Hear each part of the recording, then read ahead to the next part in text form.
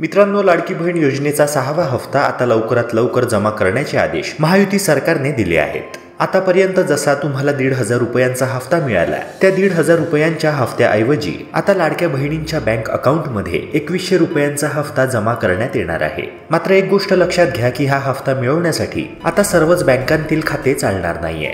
ह्या ज्या काही ठराविक बँका आहेत ज्या मी व्हिडिओमध्ये तुम्हाला सांगणार आहे, केवळ त्याच बँकेमध्ये जर तुमचं अकाउंट असेल तरच तुम्हाला योजनेचा पुढील हप्ता मिळणार आहे। जर या यादीमधील बँका सोडून इतर बँकेमध्ये जर तुमचे अकाउंट असेल तर मात्र तुम्हाला योजनेचा पुढील हप्ता तर मिळणार नाहीच, शिवाय योजनेचा यापुढे लाभ मिळवताना देखील मोठ्या अडचणींचा सामना तुम्हाला करावा लागू शकतो। कारण मित्रांनो, हप्ता मिळवण्यासाठी शासकीय योजनांचे पैसे तुमच्या बँक अकाउंटमध्ये जमा होण्यासाठी काही अटींची पूर्तता करावी लागते।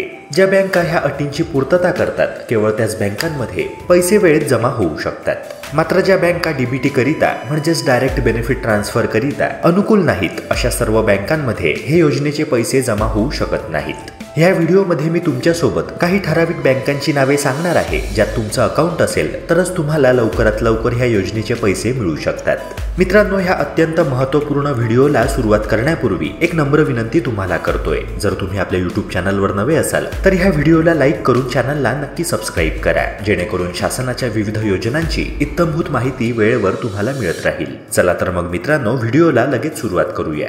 मित्रांनो, ज्या सरकारने लाडकी बहीण योजना सुरू केली होती, आता विधानसभा निवडणुकीद्वारे तेच सरकार पुन्हा सत्तेत आलं आहे। आणि खरं तर लाडकी बहीण योजनेमुळेच हे सरकार पुन्हा सत्तेत निवडून आलेलं आहे। लाडक्या बहिणींनी प्रचंड बहुमताने महायुती सरकारचा विजय घडवून आणला। लाडक्या बहिणींनी त्यांचं कर्तव्य पार पाडलं। आता रिटर्न गिफ्ट द्यायची वेळ आहे ती सरकारची। मित्रांनो, 6वा आणि 7वा हप्ता एकत्रितरित्या जमा होऊ शकणार नाही, ही मोठी अपडेट पुढे आलेली आहे।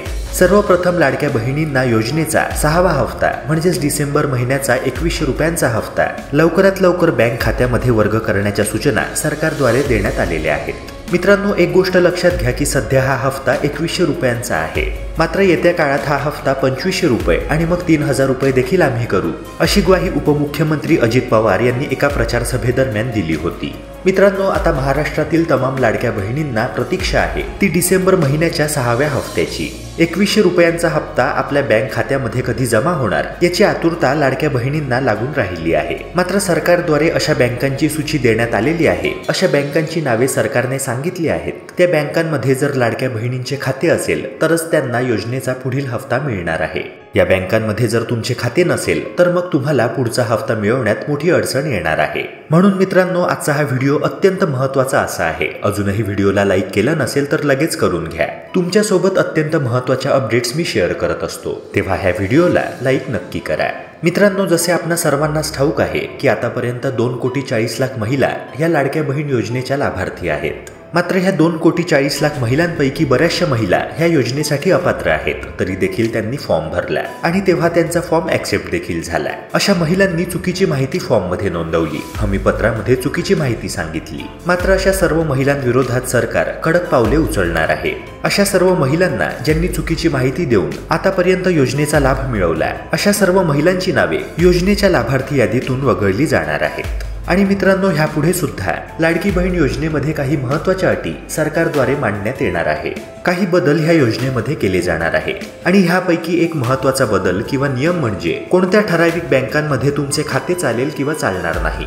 सरकारने बँकांची यादी शेअर केली आहे आणि केवळ ह्याच बँकांमध्ये जर तुमचे खाते असेल तरच तुम्हाला 6वा आणि यापुढील हप्ता मिळणार आहे। मित्रांनो, शासनाद्वारे ज्या बँकांची यादी देण्यात आलेली आहे, ज्या बँकांमध्ये जर तुमचे बँक अकाउंट असेल तर तुम्हाला कुठलीही अडचण येणार नाही, त्या बँकांची नावे म्हणजे Axis bank, bank of Baroda, bank of India, bank of Maharashtra, Canara bank, central bank of India, HDFC bank, ICICI bank, IDBI bank, Maharashtra Gramin bank, Abhyudaya bank, Sindhudurg bank, Sahakari cooperative bank, Indian bank, Indian overseas bank, post payments bank, Punjab national bank, Saraswat bank, state bank of India, Thane Janata Sahakari bank, UCO bank, union bank of India, Thane district bank, Kotak Mahindra bank, Janata bank, Fino bank आणि इंडसलँड bank. मित्रांनो, पुन्हा एकदा ही महत्त्वाची यादी तुम्हाला वाचून दाखवतो। जर ह्या बँकांपैकी एका बँकेमध्ये तुमचे खाते असेल आणि त्याच बँकेचा अकाउंट नंबर जर तुम्ही लाडकी बहीण योजनेचा फॉर्म भरताना दिलेला असेल तर तुम्हाला काळजी करण्याचं काहीच कारण नाही।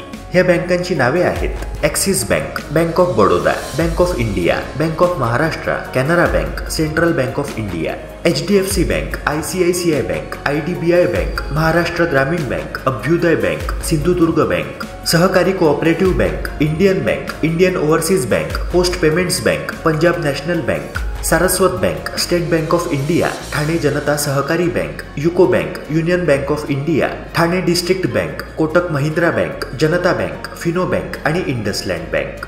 तर मित्रांनो, ही होती अत्यंत महत्त्वपूर्ण अशी बँकांची यादी जी शासनाद्वारे देण्यात आलेली आहे. ह्या बँकांमध्ये जर तुमचे खाते असेल तर मग निश्चिंत राहा, पुढील हप्ता अगदी वेळेत तुमच्या खात्यात जमा होणार आहे. मित्रांनो, महायुती सरकारद्वारे अशी देखील सूचना देण्यात आलेली आहे की ह्या बँकांखेरीज अशा देखील बँका ज्यांच्या बँक अकाउंटला KYC करण्याची सोय आहे, तसेच त्या बँकांच्या शाखांना स्वतंत्र असा IFSC कोड आहे, अशा बँकांमधील खाते देखील लाडकी बहीण योजनेचा लाभ मिळवण्यासाठी चालणार आहे. मित्रांनो, ह्यानंतरची महत्त्वाची अपडेट आहे लाडकी बहीण योजनेच्या हमीपत्राविषयी. हमीपत्रात काही महत्त्वाचे पॉइंट्स नमूद करण्यात आले होते, ज्यावर टिकमार्क करून तुम्हाला त्या गोष्टींची हमी देणे गरजेचे होते आणि तेव्हाच तुम्ही लाडकी बहीण योजनेचा लाभ घेऊ शकला असता. मित्रांनो, ह्या हमीपत्रामध्ये एका गोष्टीचा स्पष्ट उल्लेख करण्यात आला होता आणि तो महत्त्वाचा पॉइंट म्हणजे माझ्या कुटुंबाचे एकत्रित वार्षिक उत्पन्न हे 2.5 लाख रुपयांपेक्षा अधिक नाही. मात्र अनेक अशा श्रीमंत महिलांनी किंवा अप्पर मिडल क्लास फॅमिलीमधील महिलांनी ह्या योजनेचा लाभ मिळवण्यासाठी चुकीची माहिती दिली किंवा असे म्हणता येईल की चुकीच्या गोष्टीची हमी दिली. लाडकी बहीण योजनेचा लाभ मिळवण्यासाठी जी मुख्य अट होती की 2.5 लाख रुपयांपेक्षा अधिक कुटुंबाचे उत्पन्न असू नये, ह्या गोष्टीची पूर्तता अनेक महिला करत नाहीत. त्यामुळे आता पुढे होणार काय आहे की शासनाद्वारे लाडकी बहीण योजनेच्या लाभार्थी महिलांचा फॉर्म पुन्हा एकदा तपासला जाणार आहे आणि ज्या महिला ह्या अटींची पूर्तता करत नाही त्यांना सरळ योजनेच्या लाभार्थी यादीतून वगळले जाणार आहे आणि अशा प्रकारचे आदेश लवकरच सरकारकडून दिले जाणार अशी अपडेट पुढे आलेली आहे. शिवाय ज्या महिला लाडकी बहीण योजनेव्यतिरिक्त इतर योजनांचा देखील लाभ घेत आहे, म्हणजेच काय तर एकाच वेळी 2 योजना, ज्या योजनांद्वारे त्यांना 1,500 किंवा त्याहून अधिक रुपयांचा लाभ मिळतो आहे, तर अशा सर्व महिला सुद्धा लाडकी बहीण योजनेच्या लाभार्थी यादीत राहू शकत नाहीत. इतर काही महत्त्वाच्या अटी म्हणजे ज्या महिलांच्या कुटुंबातील सदस्य विद्यमान किंवा माजी खासदार आमदार असतील किंवा सदस्य भारत सरकार किंवा राज्य सरकारच्या बोर्ड, कॉर्पोरेशन बोर्ड, उपक्रमाचे अध्यक्ष किंवा उपाध्यक्ष असतील किंवा ज्या महिलांच्या नावावर किंवा त्या महिलांच्या कुटुंबातील एखाद्या सदस्याच्या नावावर 4 व्हीलर असेल, तर अशा देखील महिलांचे नाव योजनेच्या लाभार्थी यादीतून लवकरात लवकर वगळण्यात येणार आहे. ज्या महिलांच्या कुटुंबातील एखादा सदस्य आयकरदाता असेल तर त्या देखील ह्या योजनेच्या लाभार्थी यादीतून वगळल्या जाणार आहे. तसेच हमीपत्रातील एक प्रमुख अट म्हणजे माझ्या कुटुंबात एकापेक्षा जास्त अविवाहित महिलेने या योजनेचा लाभ घेतलेला नाहीये. तेव्हा मित्रांनो, एकाच कुटुंबातील एकापेक्षा जास्त अविवाहित महिलांनी जर ह्या योजनेचा लाभ उचलला असेल, आतापर्यंत एकतरी हप्ता त्यांच्या खात्यामध्ये जमा झाला असेल, तर अशा महिलांना सुद्धा योजनेच्या लाभार्थी यादीतून बाद करण्यात येणार आहे. तर मित्रांनो, ह्या होत्या लाडकी बहीण योजनेविषयीच्या महत्त्वाच्या अपडेट्स. आय होप हा व्हिडिओ तुम्हाला महत्त्वाचा वाटला असणार. तेव्हा व्हिडिओला लाईक करून चॅनलला नक्की सबस्क्राईब करा. भेटूया पुन्हा एका नव्या व्हिडिओसह. जय हिंद, जय महाराष्ट्र.